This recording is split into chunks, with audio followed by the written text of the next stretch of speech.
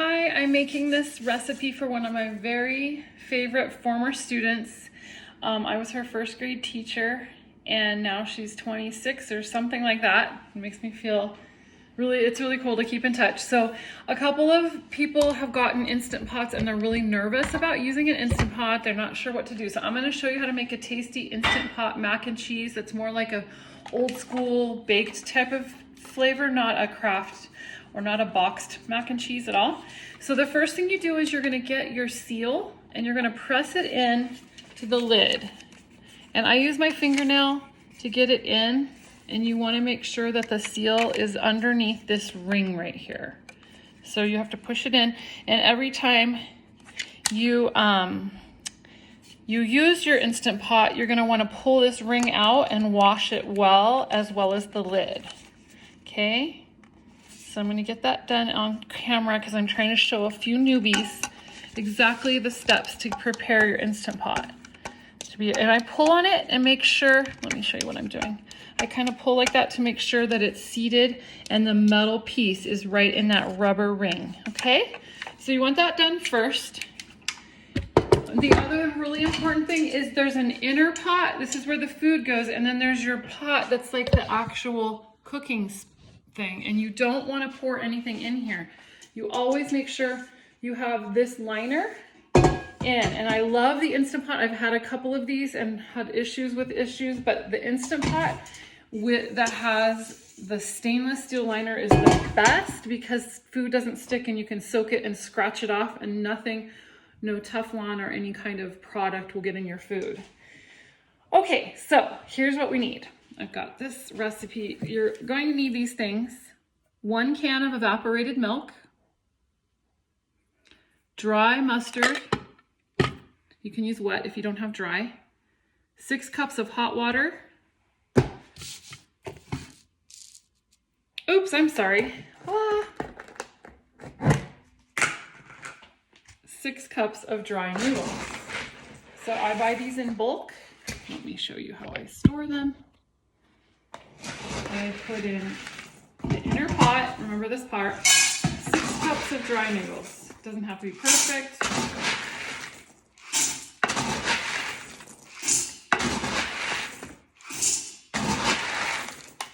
Okay, 9 cups of hot water. So that's only 6, so I gotta go get another 3 cups of hot tap water.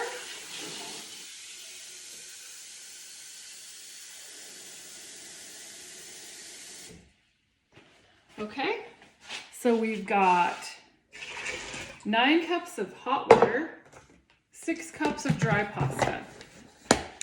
We're going to put in 3 tablespoons of butter,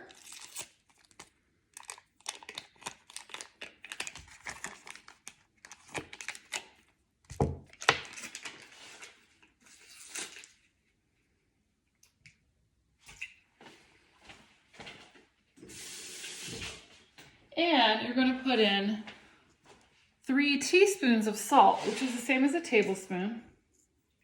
3 teaspoons of salt. Now this is for the entire batch, which is a huge batch. You can change it up if you like, but this is the one I'm doing today. Okay, so in this pot, I have water, noodles, butter, salt. That's all I put in, okay? I plug in my pot and it says off. I put my lid on.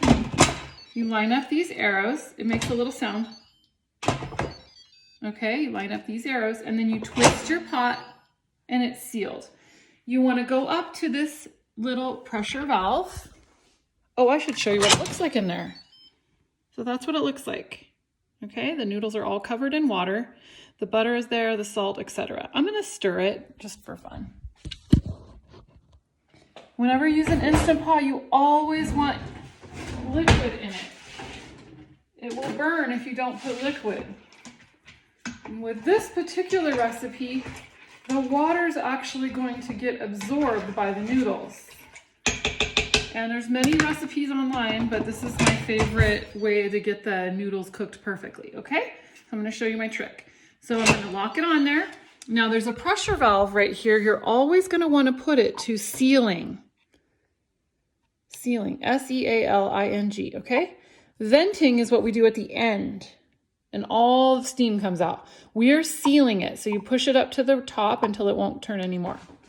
Now, the next step you do is you go over here to pressure cook. There's a bunch of buttons on your pressure cooker. Don't worry, I'll help you learn about those, or other people can help you with that. But I'm gonna show you how to do the noodles. So you hit pressure cook once, and then you click this button and you put the time. And these noodles cook perfectly in 7 minutes. So you just get it to 7 and then watch what happens. I didn't push start, I didn't push anything. I just hit 7 and automatically started. It says on. So now what's gonna happen is this is gonna come to pressure. It can take up to 10 minutes. The hotter the water you use, the more quickly it will happen, okay? And what happens is you will come to pressure and then it starts the 7-minute timer. So while it's doing that, I'm gonna show you the next steps that we need to do to prepare for the cheesy part, okay? So my Instant Pot is working hard and I can leave the room. I don't have to watch it. Like, you can just be done and leave it. You do need to tell your family not to touch it, not to try to open it. Never open it when this little red valve is up, because it's pressurized, you can have an explosion. So the only thing that's important about this is if you ever need to open it, if this red valve is ever up and you ever need to open it for an emergency, or it's burning or something weird, you gotta vent it first, let all the steam out. This little red valve will go back down like it is right now. It's down, it hasn't built pressure. Then you can open the lid. But don't open the lid if this little red button is up. That means there's a lot of pressure inside. So you don't need to worry and you'll be fine. And lots of people use pressure cookers. It was a little scary at first to start it when I didn't know how it would work, but it really is a very useful tool. So I'm gonna move it to the side and show you another tool that I really like. I have 2 ways to grate cheese fast, and I decided this was easier to show and do. So I use Tillamook Extra Sharp Cheddar. It's my favorite. I'm from the Pacific Northwest, and I use Instacart and they get my food, and Costco has that as a good price. So it's extra sharp. You can use sharp or extra sharp cheddar. I've pre-cut it into chunks so that I can grate it fast on camera. You're gonna need about 3 cups. Oopsie, why is that not going down? You're gonna need about 3 cups of shredded cheese. Okay, so I'm gonna pre-shred this and get it all ready. I've done a lot of research and watched different people cooking things, and they say that if you buy the pre-shredded cheese, like in the bags, there's cellulose and little particles in there to help it. It doesn't sound right, but it looks like it's working. It just doesn't sound right today. I love sharp cheese. Okay.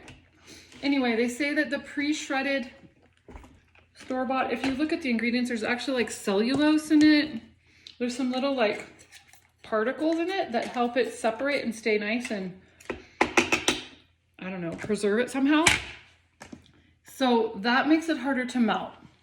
I still think it'll melt, but it might be harder. So this is totally chucked full. That was less than half of one of those big cubes. So I'm ready for that. The other thing I'm gonna have to do is I'm gonna need to open up my can of evaporated milk, but I'm gonna do that later off camera. So I'm gonna have my cheese grated, my milk open, and I'm gonna have my mustard ready. I need a tablespoon of dry mustard. You can add more to taste after you get it all mixed together and taste it. You can add pepper if you want more of a peppery flavor to it. Some kids don't like that like really sharp flavor, so you might try a different cheese, but I like it and my son likes it, and I just got to keep feeding him. He's a very hungry teenager. Okay, so what I do is I make up a big batch of this and then I store it in the fridge in 2 separate containers, and then he can work on re-microwaving it when he gets hungry, or we can have it for a quick snack or a side dish. So basically what's gonna happen is, I'm gonna tell you what's gonna happen. This isn't even up to pressure yet in that time. So you're not going to be able to have this done in 7 minutes. Basically, it comes to pressure. You cook it for 7 minutes. Then you leave it alone for about 20 minutes. So after it's done cooking, it'll go down to this mode where it will say low. It'll be done. It'll beep. And then it'll start counting minutes at low. And when it says low 1, low 2, low 3, that just is telling you how many minutes it's been sitting there on warm. And what happens is the pressure will just naturally release. But after 20 minutes of naturally waiting, so when it says low 20, that means it's been sitting there 20 minutes after it's done, you're going to release that pressure, okay? You're going to release the valve to venting, let all the air go out, and then you'll open up your Instant Pot. When you open it, after that little pressure valve is down, you should have perfectly cooked noodles that are buttered and nice and moist with salt, and they have a great flavor. If you want noodles for the week, you can just save them like that. But we're gonna turn it into mac and cheese. So I will try to make part 2, but I'm gonna tell you real quick what the plan is. You drain off any extra water, depending on where you live, depending on how much was absorbed. You drain off water. The last time I made it, there was not a single drop of water, but the noodles were perfect. Then you put all of your noodles back in there, in your inner pot, and your thing is still warm. You dump in your cheese, your milk, your mustard, and your pepper, and your salt. Let's see. Oh, we already put salt in there, so you don't do salt. So you do pepper, mustard, and these 2 things. And you just start stirring it. And it's still on warm, so it'll be really hot, and it'll be gooey and melt really well. If you need more heat, you can push the saute button while you have the lid off and you're stirring, and it'll kind of heat up. And then that's it. That'll be done. Okay. So I've stored it 7 to 10 days in the fridge like that, in a nice cold fridge in 2 containers, and it hasn't had any issue. I liked when I microwave it after being cold, I like to put it in a glass bowl with a glass lid on top to kind of steam it, so it doesn't get all crunchy on the top. If you have any other ideas, or if you have other recipes you want to try, go ahead. I do want to encourage you to try to use your Instant Pot. It's worth it. It's fun. And it saves a lot of effort, because right now I can prep and do all that stuff, and I don't have to stir anything on the stove. I don't have to drain it. And it's like 30, 40 minutes and everything's all done and all of this is ready. I could be cleaning my kitchen. I could be helping my children. I can be doing all sorts of different things and come back and know exactly when it was done and exactly how many minutes it sat there. Anyway, if you have any questions, feel free to email me. Have a good day.